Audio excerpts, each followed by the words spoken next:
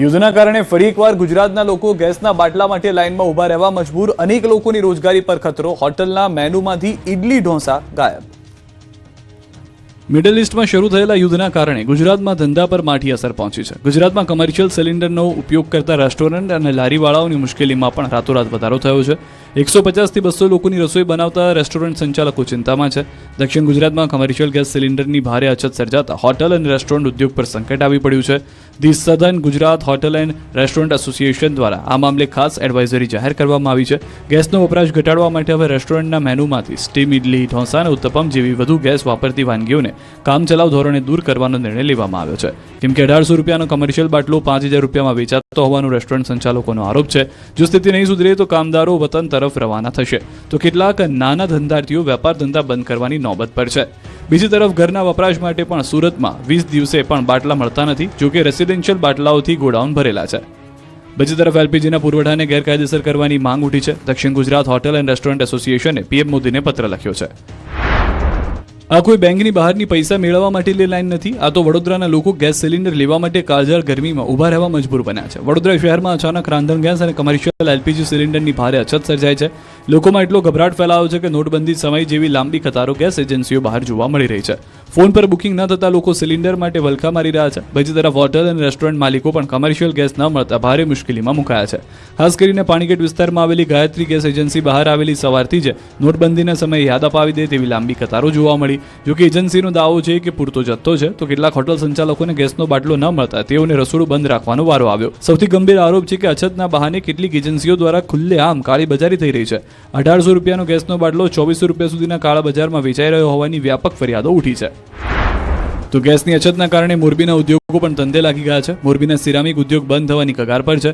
250 જેટલી સિરામિક ફેક્ટરીઓ બંધ થઈ જતા હજારો કામદારો બેરોજગાર થઈ ગયા છે. ફેક્ટરીઓ બંધ થતા મજૂરો વતન જવા મજબૂર બન્યા છે, જેને લઈને રેલવે સ્ટેશન પર ટિકિટ બુકિંગને લઈને ધસારો જોવા મળી રહ્યો છે. આ બાજુ વડોદરા, સુરત જેવા દ્રશ્યો જોવા મળ્યા અમદાવાદમાં. ગેસ એજન્સી પર લાંબી કતારો જોવા મળી રહી છે. કેટલાક ગ્રાહકોએ દાવો કર્યો છે કે બુકિંગ છતાં સિલિન્ડર મળી નથી રહ્યા. સર્વર ધીમું ચાલી રહ્યું છે. ફોન દ્વારા બુકિંગ કરવા છતાં થઈ રહ્યું નથી, જેથી ગ્રાહકો લાંબી કતાર લગાવતા જોવા મળ્યા.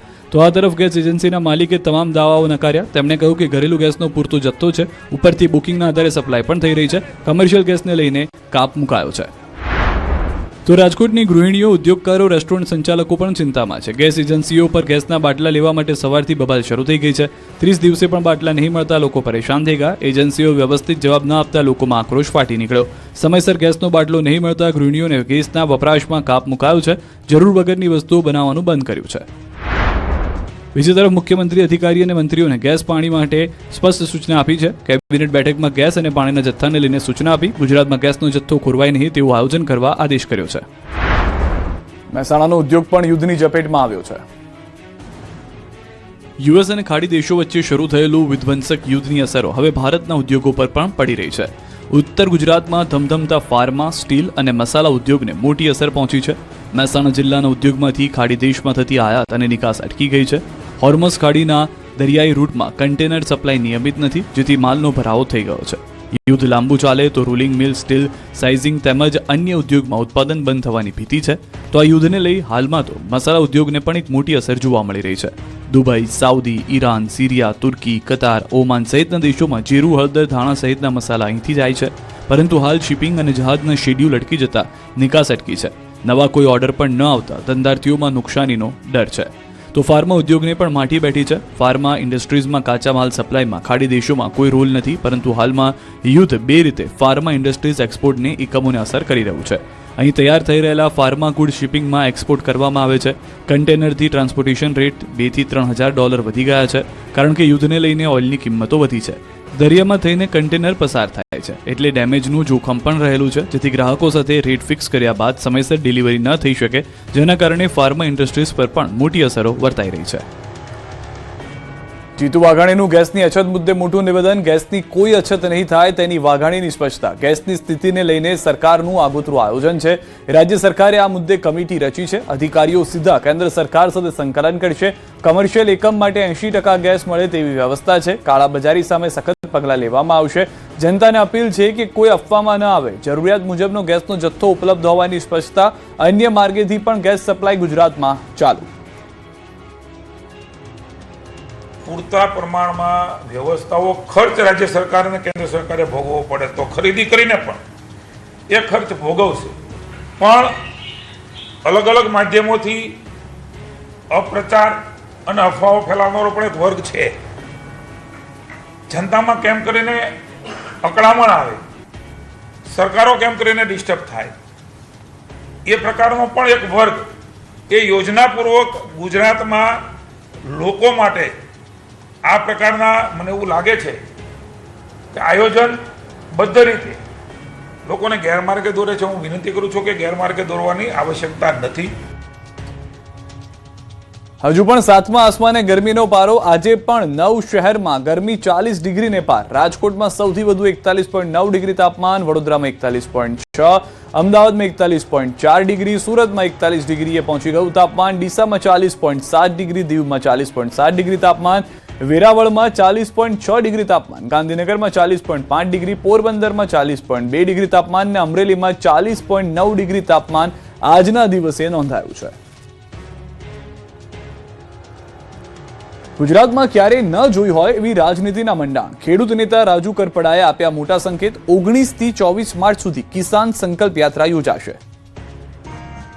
ખેડૂત નેતા રાજુ કરપડા ગુજરાતના રાજકારણમાં એક નવા જ અવતારના એંધાણ આપ્યા છે. પહેલીવાર ખેડૂતોનો અલગ મોરચો અને ખેડૂતોની અલગ પાર્ટી બનાવવાના એંધાણથી ગુજરાતના રાજકારણમાં ખળભળાટ મચી ગયો છે. આમ આદમી પાર્ટીમાંથી છેડો ફાડ્યા બાદ રાજુ કરપડાએ કેટલાક ખેડૂત સંમેલન કર્યા અને હવે 19 માર્ચથી 24 માર્ચ સુધી સૌરાષ્ટ્રમાં કિસાન સંકલ્પ યાત્રાનું એલાન કર્યું. ગીર સોમનાથના તુલસીશ્યામથી શરૂ થનારી આ યાત્રા ઇટાલિયાના મત વિસ્તાર વિસાવદર થઈને સુરેન્દ્રનગરના સુદામડામાં પૂર્ણ થશે. આ યાત્રામાં રાજુ કરપડા ખેડૂતોના અભિપ્રાય માંગશે. કરપડાએ સ્પષ્ટ જાહેરાત કરી કે જો ખેડૂત નક્કી કરશે તો તેઓ અલગ પાર્ટી પણ બનાવી શકે છે. સામાન્ય રીતે સહકારી ચૂંટણીઓમાં તમે ખેડૂત વિભાગની ચૂંટણી એવો શબ્દ સાંભળ્યો હશે, પરંતુ હવે જો સંકેત પ્રમાણે ખેડૂતોની પાર્ટી બને તો ગુજરાતમાં નવા જ પ્રકારની રાજનીતિમાં બીજ રોપાઈ શકે છે. રાજુ કરપડાએ એ પણ સ્પષ્ટ કર્યું કે નવી પાર્ટી બનાવવાનું કામ અઘરું છે, પણ ખેડૂતો ધારે તો શક્ય છે. રાજુ કરપડા અગાઉ કોંગ્રેસના ખેડૂતો આગેવાનો સાથે બેઠક યોજી ચૂક્યા છે. અટકળો એવી હતી કે કરપડા ભાજપ અથવા કોંગ્રેસમાં જોડાઈ શકે છે.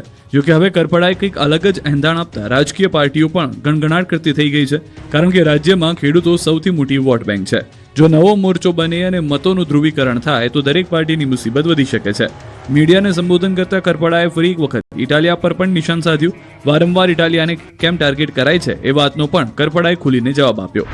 અત્યારે તો કિસાન સંકલ્પ યાત્રા એક કાર્યક્રમ આવતી 19 તારીખથી તુલસીશ્યામથી અમે શરૂઆત કરીએ છીએ કે આ યાત્રા છે એ ખેડૂતનું સંગઠન મજબૂત બનાવવા માટે અને જે ખેડૂતોના પડતર પ્રશ્નો છે એનું નિરાકરણ કેવી રીતે લાવી શકાય. સાથે જ અત્યાર સુધી રાજકીય પાર્ટીઓ જે ખેડૂતોનો હાથો બનાવી અને માત્ર વોટ બેંક તરીકે ઉપયોગ કરે છે, તો ફરી વખત ખેડૂતો છેતરાય નહીં એના માટેનો એક સંદેશ લઈને જઈએ છીએ. રાજુ કરપડાએ અન્ય પાર્ટીમાં જોડાવાનો વિકલ્પ હાલ ખુલ્લો જ રાખ્યો છે. જોકે તમામ રાજકીય પાર્ટીઓ ખેડૂતોનો હાથો બનાવતી હોવાની તેમની વાત એવા સંકેત આપી રહી છે કે તેઓ આગામી દિવસોમાં કંઈક અલગ કરે તો નવાય નહીં. 2017 છેલ્લા 9 વર્ષમાં આમ જે કંઈ થઈ રહ્યું છે ને માત્ર પોતાની રાજકીય મહત્વાકાંક્ષા માટે જ લોકો બહાર આવે છે. એ સિવાય કોઈએ ખેડૂતો માટે, ગરીબો માટે, દલિતો માટે કંઈક કામ કર્યું હોય અને એ લોકોએ સામેથી એવું કીધું હોય, એ સમાજે એવું કીધું હોય કે ભાઈ નહીં આ વ્યક્તિ અમારા માટે લડ્યો હતો અને લડ્યા પછી કામ પૂરું થયું પછી એમના કામે લાગી ગયા, એ રાજકીય કામે ન લાગ્યા, એવું એક ઉદાહરણ મને બતાવો. આ બધું 27ની ચૂંટણી